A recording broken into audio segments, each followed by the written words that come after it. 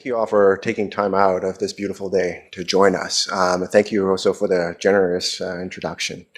It really is a privilege to do this talk with Dash because Dash really has done a lot of work trying to advance AI literacy. So it's a privilege. Thank you. So the book really is talking about what is AI, how is it used for clinical and administrative tasks, what are the ethical, technical, clinical and regulatory concerns.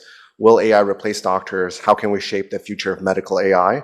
It's available on Amazon, and we're also selling it here today. Today, I'm really only going to be focusing on a few parts. What is AI, and will AI replace doctors? Okay. I'll start by motivating why should we care? Okay.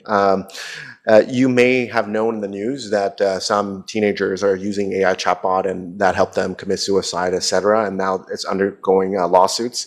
And Anthropic's new AI model in last year actually tried to blackmail engineers when people try to take it offline. So those are just the times where we are now, where AI, we really should probably try to, rein it in a little bit. So today I'll be talking about, in the medical context, the use, the risks, AI replacement of doctors, and key questions to ponder that I thought about as I was writing the book. In terms of the uses, we can think about it in terms of the educational, administrative, and clinical tasks. Pardon me about the E. That is really weird. And today I'll focus only on the clinical aspect of things, because that's really the bulk of what doctors do, and I really want to focus on that part. In terms of the clinical part, we can think of it in a few dimensions. We can think of image-based specialties, general medical specialties, psychiatry, and surgical. And they each have their own, unique features. The image-based specialties, for example, ophthalmology, pathology, dermatology, radiology. Nowadays, AI, as when I was reviewing for the book, they can handle, most of them can now handle multiple diagnoses. In dermatology, is mostly restricted to skin cancer still. By the time the book came out, there's now foundation models people are developing for skin diagnoses in general. In terms of studies that's explicitly looking at whether AI is performing as well as humans, that came out in dermatology and radiology. The part where there's actually explicit clinical trials to see if AI is improving the workflow, really I saw that mainly in radiology. I'm not going to go into too much more detail than that, but we can talk more if that's of interest. I'm going to focus a little bit more on this general medical aspect of things, because a lot of times you can get a lot from history taking and physical exam. So I'm going to focus a lot of attention on this. So this came out in Science earlier this year, where, Science actually published this in this year, April, but the actual preprint came out like 1 to 2 years ago already. And they showed that essentially large language models, they reason as well as, if not better than human physicians, using vignettes, using clinical vignettes. And that is important to note, because that's not real, quote unquote, not real patients. So you can see on the y-axis, okay, you can see on the y-axis, okay, you can see on the y-axis the various AI chatbots, okay? The bottom are the clinicians, and the top is O1 preview. And this is looking at percent correct diagnosis in terms of their differential coverage. What is more striking is actually the management reasoning. The O1 preview only far surpassed GPT-4 only. It also surpassed physicians with GPT-4 and physicians plus conventional resources like web and UpToDate. And then if you actually ask them, hey, given the information that you have at emergency, how would you do? And let's see proportion of their treatment recommendations that's actually resonant with what was actually done, and let's get specialists to actually review it and let's see how well they do. And if you look at the red one and the green one, they had two physicians, and the green one, so the blue one is 4.0 and the purple one is 0.1. And you can see at the stage of initial ER triage, ChatGPT 0.1 far surpassed the two physicians. And at the emergency room level, they also beat the two physicians. So this starts to beg this question of, it seems like large language models can actually do a decent job at diagnosis and treatment, right? So like, what is going on here? And people thought, well, this is easy because you're vignette. You're letting them tackle vignettes. And vignettes, essentially, you can actually embed hints because the way you write vignettes actually carries how clinicians think. So they're like, well, that doesn't work. And so Google actually last year developed this tool that showed that actually you could actually do decently well using just conversations. And the way they trained this was very interesting. So on the top left hand, on the top over there, you see that they had AI that played patients. And then you had AI that played a doctor. And then you had AI that then you allowed those doctor agent and patient agent to interact. And they will generate a conversation script. And based on that script, another AI that will then evaluate as a critic, well, how did you do? And through that way, the doctor agent started to learn over time, oh, this is how I should take history, this is how I should think about it, etc. And at the end, they developed this AI that's called AMIE. Now, then they randomized primary care providers versus AMIE, and then they looked at, well, how did they do, actually? And the bottom right looks at their performance. The red is AMIE, and the blue is primary care providers. And you can see largely AMIE outperformed primary care providers approximately across all domains. I'm going to show you the kind of domains they looked at, okay? So yeah, this is pretty impossible for you at the back to see. Here's how I want you to see it. Solid red and solid blue are good. Hatch red, hash blue are bad. Red is AI, blue is human primary care providers. If you want AI to be better than humans, you want to see more solid red than solid blue. If you want humans to be better, you want to see more solid blue than solid red. Across all of these dimensions, if you just squint your eyes a little bit or step back a little bit, you'll see solid red beats solid blue across basically all the dimensions. These dimensions include being polite, making patient feel comfortable, listening to patients at the top left-hand side, basically interaction behaviors. On the right side, building rapport, appearing open and honest, discussing roles and responsibility, respecting patient privacy, etc. And then bottom left, addressing patient concerns, understanding patient concerns, showing empathy, etc. This is more about the relationship. The next part is about how well the histories are actually being taken. And again, a similar pattern is emerging. Solid red beats solid blue. Presenting complaints, system review, past medical history, etc., all the way down. In terms of top right-hand side, relationship building, gathering information, providing information. Bottom right, diagnosis and management, the appropriateness of differential diagnosis, comprehensiveness, managed plan, et cetera, et cetera. But then people said, well, that's cool and all, but that's not still real patient. And also, sorry, and then they actually moved on, that same group actually moved on to integrate multiple dimensions of data, and they did pretty well again. Now, the part that is actually quite interesting is how they critiqued. The critiques started coming out. It's like, well, these are not real patients. And then they actually, earlier this year, showed, I think this was a preprint, where they actually had AI do the first round of conversation with real patients, 100 patients, and then have doctors then review, well, like, do we need to intercede at all? And then 5 days later, they'll actually see a human provider. And the most important kicker here, I think, is that they showed that zero safety stops actually required. When I started seeing some of this autonomous AI management stuff, it was really novel, I have to admit. But things really changed the last week where 2 Nature articles came out. For people who are following this, you probably know this already, where there's Toward Conversational AI for Disease Management, where the Google group, again, they essentially allowed AI to do a longitudinal 3-visit interaction with patients and looked at how they did. And the part they specifically looked at in this one is how well they adhere to guidelines. So this, I thought, was a pivotal slide where on the right-hand side, they looked at whether the primary care providers versus AI, how they did in terms of adhering to the guidelines. And the bottom right 4 graphs are the most important. The blue is primary care providers, AI is red. and you can see red beating the blue across all 4 dimensions. And these include alignment with guidelines, referencing guidelines, aligned with guidelines, referencing guidelines. On the same day, they actually, in Nature, published another article where they looked at autonomous medical AI agents, where they allowed AI to essentially interact with a medical case in a EHR environment. And the AI can see what the HPI is, the history of presenting illness, see what originally was taken, and then they propose what the next step is. Maybe they'll say, oh, I would like to listen to the heart. And then another agent or the EHR will then provide, well, here's what the heart sounded like. Well, I would like to order chest x-ray. Well, this is what the chest x-ray was.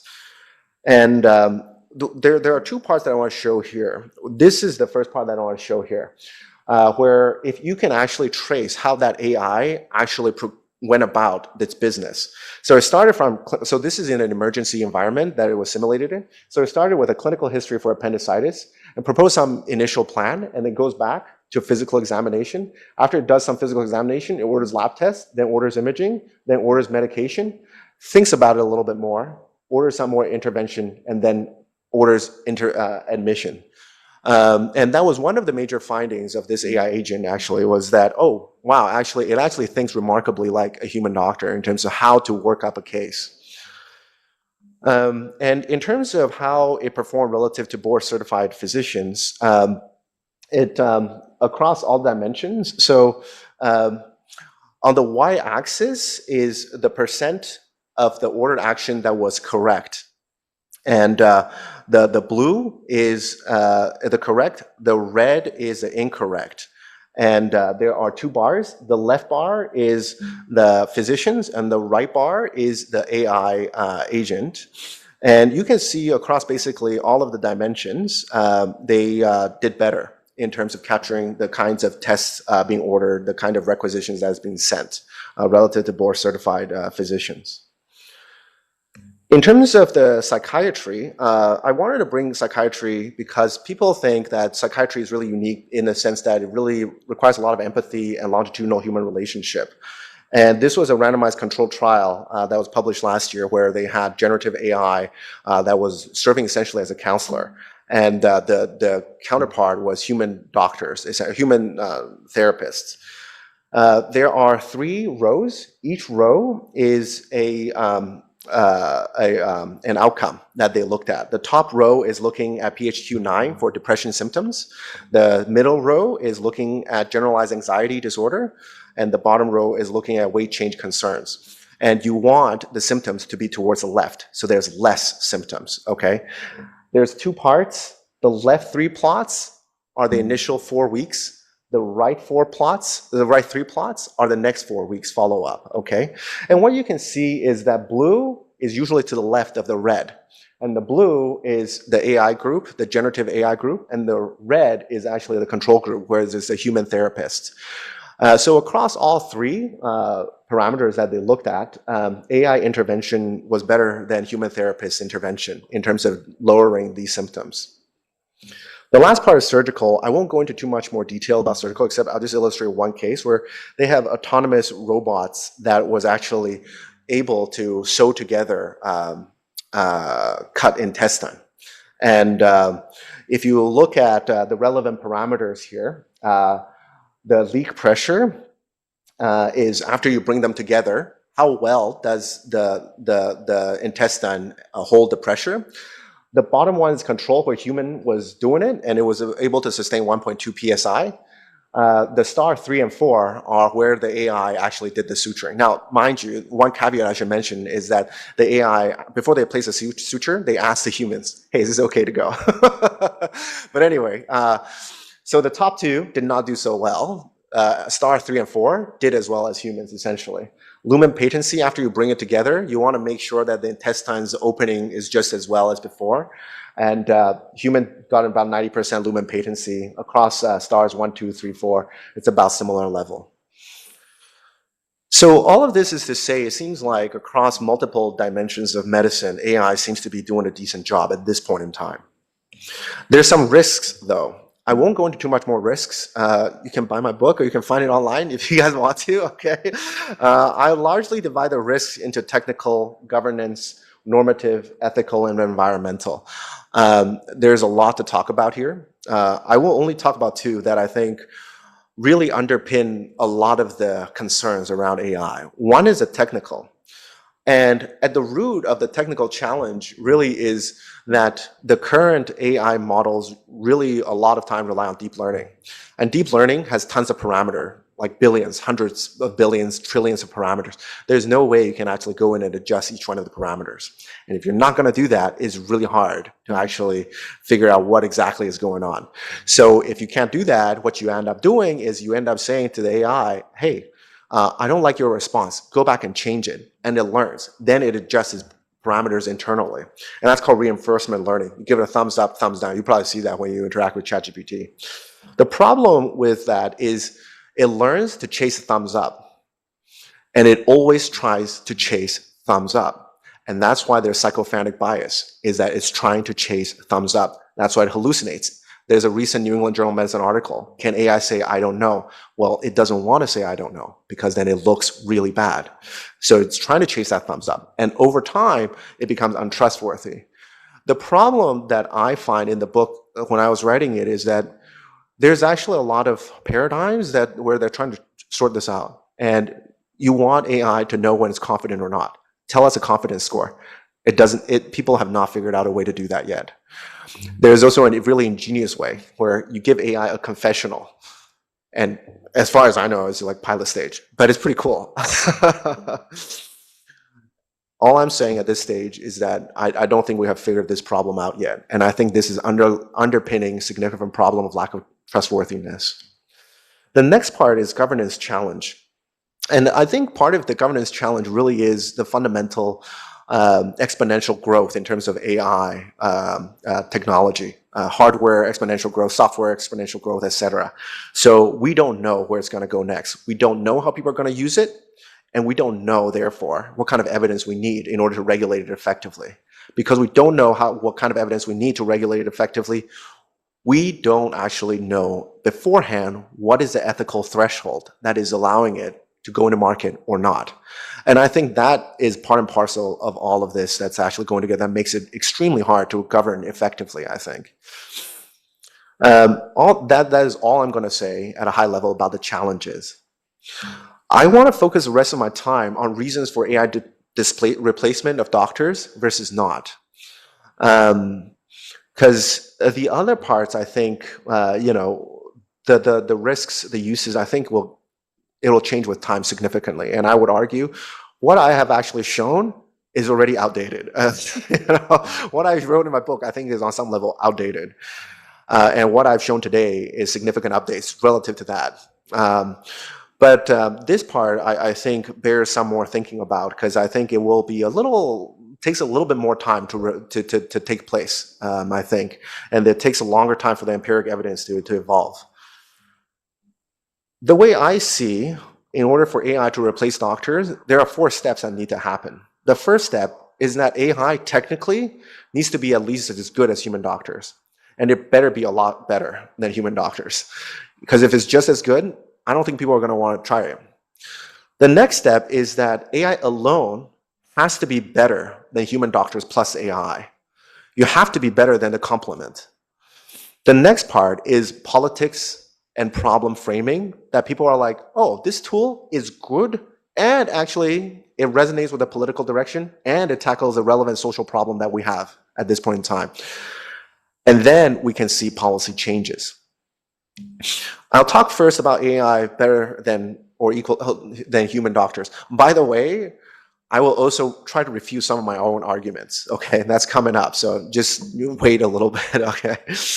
In terms of AI better than human doctors, I'll think about the kind of tasks. I think to think about the roles, whether AI will replace human doctors at a role level, I think is too much, because human doctors do so much. We do coordination, we order tests, we take history, we fill out forms. I think the level to analyze is actually at the level of tasks.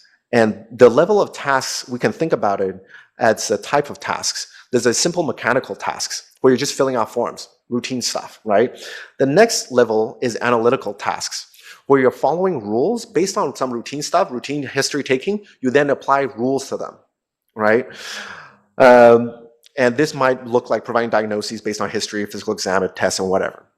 The next level is intuitive, where you start to have to customize things because you're like, oh, this patient is actually really unique in this context, okay? And then the last part is empathetic, according to this framework by Huang and Russ. And the empathetic really is, I feel for this patient, let me think through emotionally as well what is actually going on to actually try to customize it. I think we can probably argue, based on AI Scribe's presence, that AI is doing pretty well in terms of the top. You can argue AI Scribe hallucinates, dude, and that's probably true. So you can also say that's not quite there yet. But I would say it's quite close to being quite capable in replacing a lot of doctors' note-taking and even form filling soon. Analytical part, I think, from what I was showing earlier in terms of the AI large language model's ability to, diagnose cases, et cetera, I think we're kind of there. In terms of intuitive, customizing it, I'm not quite sure. Maybe, maybe not.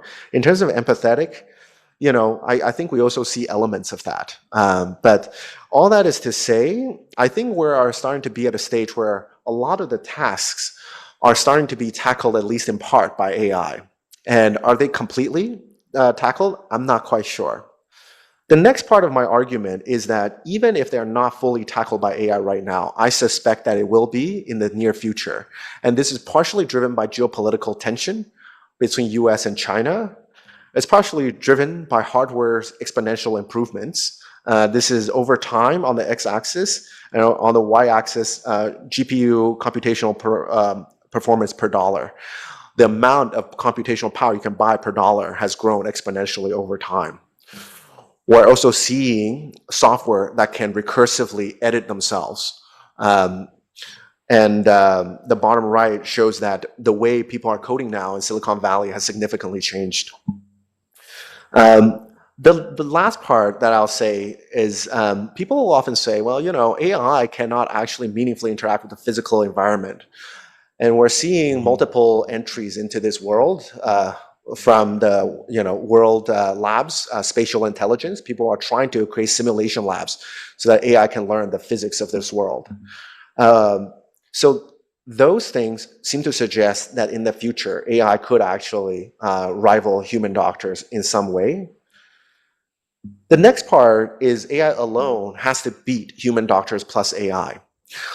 And this is, as far as I know, the most up-to-date meta-analysis of this phenomenon that I have seen. Like, I last did a check for this around March this year, and this was published, I think, in 2024. And what this shows is that if AI is better than humans, okay, baseline performance on the left side, AI is better than humans. If you then combine humans with AI, humans will bring down the performance of AI. Okay. And the rationale is because humans don't actually know when they're handed the good stuff by AI. And this is what the meta-analysis is showing at this point in time.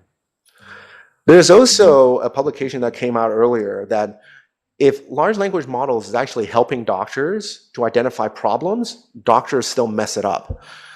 Here, if you actually chase through from the left side all the way to the right, so how helpful was the AI consult? The green is that it was helpful. And let's chase it through to the purple part now, the middle part. The question is, did the clinician modify the final documentation to align with the LLM response? And the purple says, no, no evidence of impact. And the yellow says, yes, slightly. Well, let's now chase it all the way to the end. Did the changes made by the clinicians reduce a risk of harm? And there's actually a part that says, the top part, no, they appear to persist with a potentially harmful action. And the bottom red box says no risk of harm was noted previously, but a new potentially harmful action was introduced in the final documentation. So that says, well, maybe you don't actually want humans in the loop at the end of the day. There's also politics and problem framing, even if the policy is good. We're spending an increasing amount of money on healthcare as a percentage of GDP is rising. These are just some of the tracer countries. This would apply to LMICs as well. But the rating of health system is good to very good overall is actually dropping over time. And in fact, the accessibility is dropping. Less than 1 week wait for specialists is dropping. can get same-day appointment is dropping over time. And here's a chance. Why don't you just use AI to replace doctors? Because AI is so much cheaper. They just have upfront R&D, model training, deployment build out, and then afterwards the operational cost is low. Doctors, you got to train them. That takes a lot of money. And then once they're out, they take a lot of money still, right? So that's the politics and problem. Then there's potential policy changes. And we're seeing that play out. In 2025, there's actually already AI-operated NHS physiotherapy clinic where AI actually does the first assessment and management for physiotherapy.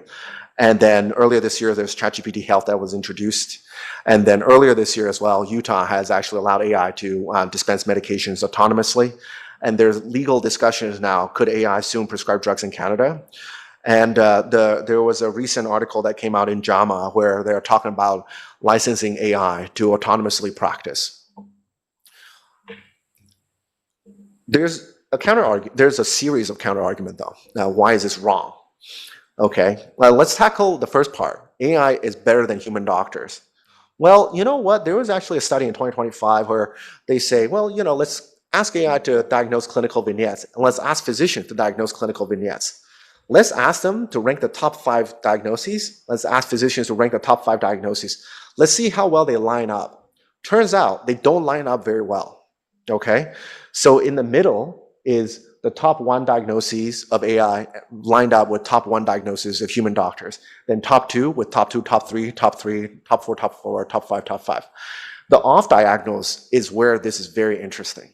It means there are diagnoses that AI thinks is top 1 that human doctors don't think is top 1. AI thinks it's top 2. Human doctors don't think it's top 2, and so on and so forth. That, I think, is very interesting. Unfortunately, they don't unpack that further, but the fact that there's off diagonal is very curious. Part of my previous argument was that AI will continue to develop in the future. This could be wrong if there's an AI bubble. And I'm not trying to tell you to sell your stocks or anything like that, but I think that this is just to refute the previous argument, okay? On the left-hand side, there's a baseline aggregate of AI CapEx, basically, build out to support AI capacity. And from 2026, it's essentially around $0.75 trillion, I'm sorry, to 2031 estimated to be about $1.5 trillion. But it starts at, $0.75 trillion, which is about $700 billion. If you look on the right hand, this is revenue from AI cloud products and services.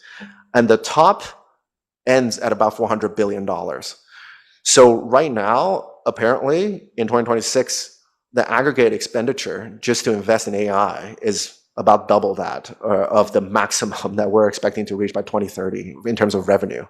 And people are starting to catch on to, oh, well, this revenue isn't that much relative to how much we're investing, so people might pull back, right? Also, people might find AI to be not truly empathetic. This study I thought was quite interesting. So this study said you have 2 conditions. One is an AI condition, one is a human condition. And if you say, hey, I'm going to give you more of a human response, people are actually finding it more empathetic. Whereas if people say, yeah, you know what, this was actually supported by AI response, people will find it less empathetic. That study actually connotes this deeper question of human empathy. And what it says is that AI will never convey the essence of human empathy. Now, this was a theory paper, and it says that, well, there are actually 3 components to empathy. One is cognitive empathy, which is just, are you able to understand the kind of emotion that I'm feeling? Then there is emotional empathy, which is, can you feel what I'm feeling? The last one is motivational empathy, which is, if you know how I'm feeling, are you willing to do something for me, with me, potentially? And the thought is that at this point in time, at most, AI can do cognitive empathy. And even in the future, it cannot do emotional or motivational empathy. The reason it cannot do emotional empathy is perhaps because, well, it cannot truly feel. And it cannot do motivational empathy because it may not be willing to do something. It has no volition. It has no goal in of itself. So can it truly be empathetic? And that is the question. The next question, AI alone is greater than human doctors and AI. Part of this, even if AI is very capable, in order for you to cut doctors out of the loop, patients need to be able to talk to large language models directly very effectively. And this shows that's just not true. The left-hand side shows if you just ask large language models how well it does, large language models will actually do very well, close to 100% accuracy.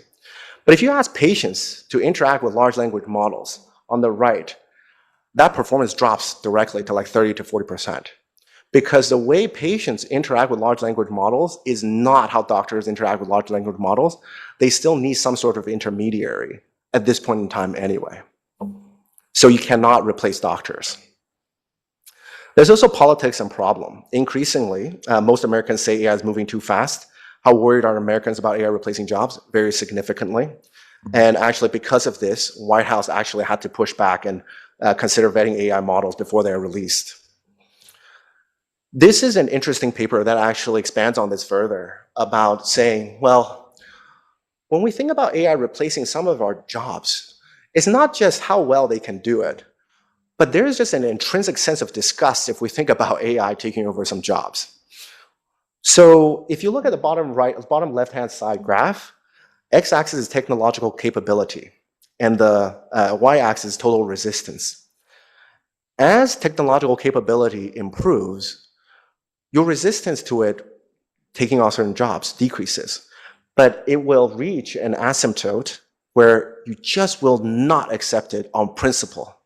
And that kind of job includes, for example, clergy, childcare workers, marriage and family therapists, etc. And the reason is because, and I think people would probably easily just say, well, I'm just disgusted by how AI should not be entering this field of conversation at all. That's a moral conversation, really, right? And what about like physician's sense of purpose, right? We actually enjoy this job. And it's meaningful to actually be able to serve patients. Like, should that be automated away? And in fact, there's been already pushbacks in terms of politics. So earlier I said Utah is automating medication distribution. And state of Utah's medical licensing board essentially said, hey, this is actually putting citizens of Utah at risk. We have to push back. It's not recommended that we do this anymore. And in terms of policy changes, I find this meme very interesting. So in 2015, Elon Musk said, we're going to have self-driving cars in 2 years. And in 2016, Jeffrey Hinton, who developed backpropagation for AI, said, radiologists will be obsolete in 5 years. And in 2026, we're seeing radiologists in regular cars driving to work, and there's not enough radiologists, right? And part of the problem is that we haven't figured out AI accountability, and we have not figured out how to set up the payment. What will it be? I think it's anybody's guess at this point in time. I see perhaps slightly stronger reason for the replacement, but I also see strong arguments against this replacement. And I think we'll have to see. But a part of me also wonders if replacement is a wrong question. And this is actually where I think Dash's work is really worthwhile. The top paper is by Darren Acemoglu, who's an economics Nobel laureate, and the bottom paper is a recent paper by David Otter, Chin, Solomons, and C. Miller. And they both touch on this question of, well, should automation essentially dominate? And why is it that humans remain relevant even when machines are so capable? And essentially, it comes down to this loop that I illustrate here. We invest in capital to make things more efficient, and you get new technology. But new technology, if you improve it, it only improves to a certain extent. You can pump up, large language models, but yeah, it only gets so good to a certain level. That's an assumption. You can debate it. We can debate it. If you do that, then sooner or later, because humans, you haven't amped up humans' ability to interact with this new technology, now you start raising humans' capability. You train humans. And you get new jobs. And these new jobs will unlock new frontiers, new productivity growth, until the extent ends where you end up decreasing the marginal return. And it's like, well, you now really used up all the benefit that you have in this cycle of technological improvement, right? But certainly, I think we are at the phase now, I think, where investment in human capabilities and identifying what new jobs are really, really worthwhile. And I think the work from Dash is really important in that respect. There are 3 questions that really troubled me as I was working through this book. One was when and how should we, well, whether, why, how much, when should we deploy AI clinically? If we do it, there's problems. If we don't, there's problems. How much is too much? What is the harm that we're willing to accept? I don't know. But that really is a problem that is I think, challenging to figure out. The next question is, I think sooner or later, we're going to see AI be really powerful diagnosticians. And at that point in time, what is the value of human-based care? What is the intrinsic competitive edge that humans really have? The most convincing argument that I have seen really is from the empathy side of things, the emotional empathy, the motivational empathy. And I don't know if there's more. Yeah. But I think that really is the key question that we have to answer. And this is the question that I hope you'll try to answer as well. What's the future of medical practice? There's this idea of centaur that is increasingly prevalent in AI-related literature, where humans are the minds and you have a machine that helps you run faster. But increasingly, sometimes we're seeing human doctors, I shouldn't say human doctors, but humans in certain professions, where AI is telling them what to do, and humans are simply there to execute it. And I could see a possibility where AI will say, here is a relevant history to take, go take it, and feed back to me the results. And that could totally happen. On the bottom left-hand side, we could see AI automating things. Maybe a doctor has to now see 10 patients at once, 100 patients. Maybe the middle one, where you only see the tough cases, right? The very, very challenging cases. Or maybe the bottom right, maybe you only see the very emotionally challenging patients because you as a human, you have that emotional connection.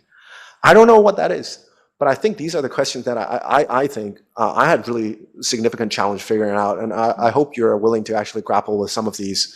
At the end of the book, I talk about some ways that I hope we can try to shape the future. I hope you also try to shape the future, because I think we're at a pivotal moment in terms of how medicine evolves. And I think we may be running out of time because of the tech industry's interest, because of how things are moving so quickly.